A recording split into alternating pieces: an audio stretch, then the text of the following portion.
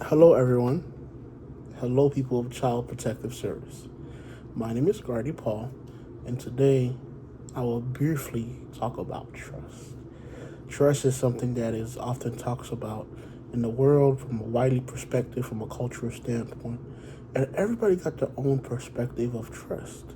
In everything you do in life, it has to deal with trust.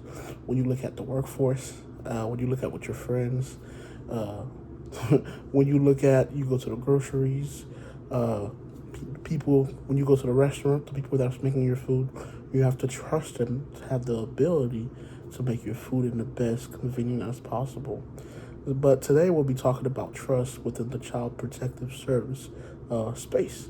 And the first thing, when I got called to do this meeting, the first very thing that I wanted to make sure that I have is to look at the mission statement of CPS. As a social worker myself, I've done a lot of work, whether it was in the school system, whether it was in the medical system, whether it was in the court system. I specifically had all interaction with that. And the first thing that we're going to be talking about when it comes to building trust is the mission statement of Child Protective Service. So, as I was looking at the mission statement of Child Protective Service, it said to constantly, compassionately, and creatively prevent child abuse and neglect and protect by empowering families to achieve their highest potential.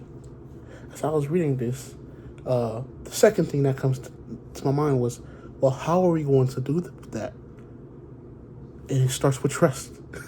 So let's go. There are plenty of many ways to build trust. Trust is a process of doing something, process. But people with process, people don't know that it's a foundation. In order to have a process, you have to have a foundation. In order to have foundation, you have to have commitment. Commitment means people that are still there fighting for the cause of it. There is trust within the work. There's trust. There's definitely trust within the workplace, and there's also trust of knowing somebody. In order to build trust in the workplace, there has to be a foundation.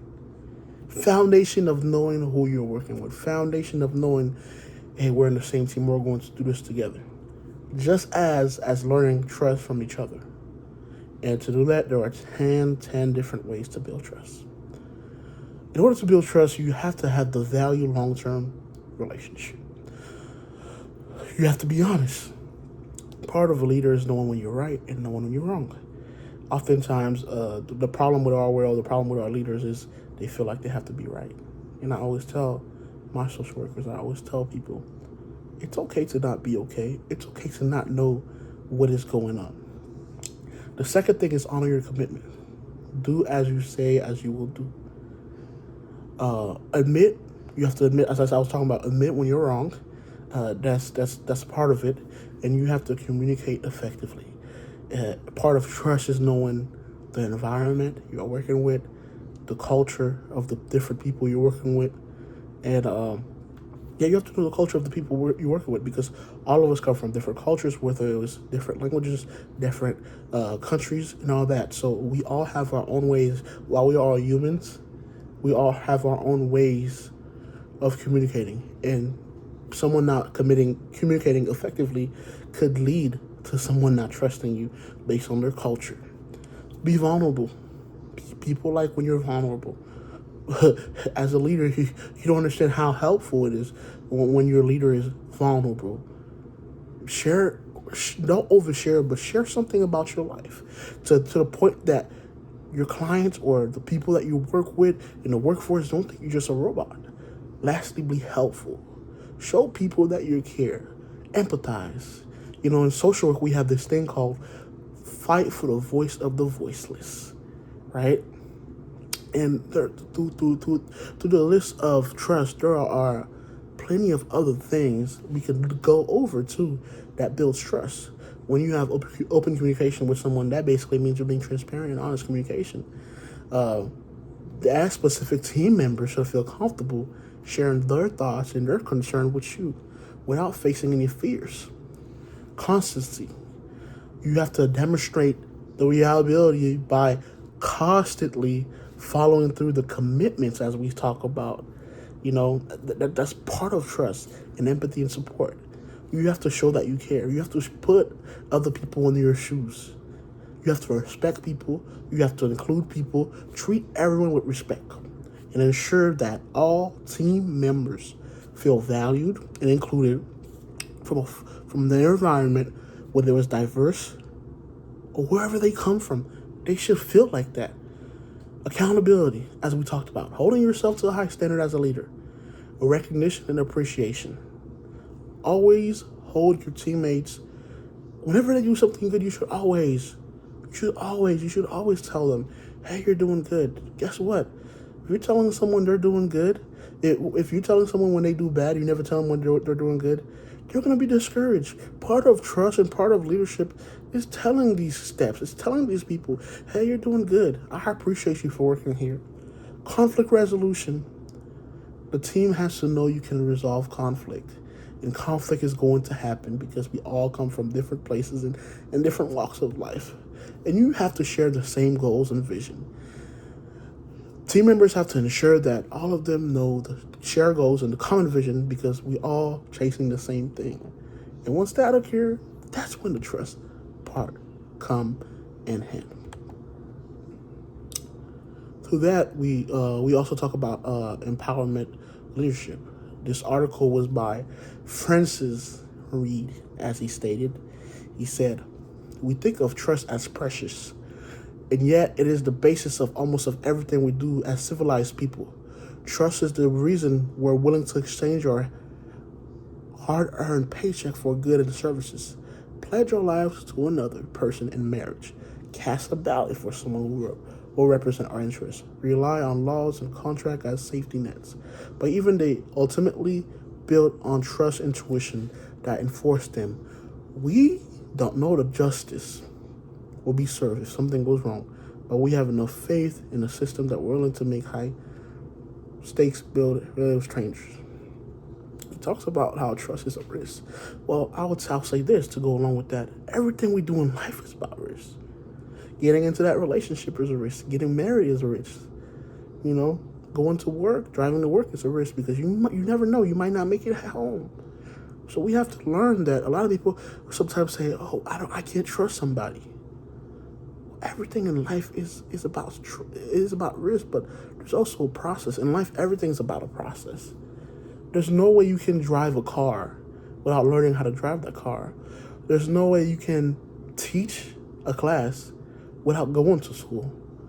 There's no way I can talk to you about trust if I never trusted anybody in my life, or I never experienced the dishonesty of trust, so I know how it feels, so I get an experience from that standpoint. And another thing that people don't understand is that, why is trust important? Trust is important because trust leads breakthrough. As I said, if individuals are likely going to trust you and their behavior is going to change because of the staff performance, of how honest you are with them, how their attitude changed, how you tell them how great they're doing. And lastly, an article also that was written by Tom. The article of the website called Trust Important in the Workplace. It stated trust is crucial in the workplace for several reasons. When employees trust their colleagues and leaders, it fosters ethical decision. Social work is all about ethical, making the stuff ethically right. That builds trust. That builds trust between the client, the customers, the client, the principal, the behavior planners, and the ISS teachers. It says, it fosters ethical decision-making, promotes a loyalty, and increases the willingness to remain with the company. Trust also plays a vital role for reducing stress levels and hostility in the work environment. Additionally, trust helps overcome resistance to change, developing and nurturing trust within the workforce and essential to productive work environment. Trust is important in every phase of our life. And hopefully, by the end of this video, we've learned what trust is. We learned that trust is a process but it's also a commitment. You have to be honest, right? Those are the steps to trust.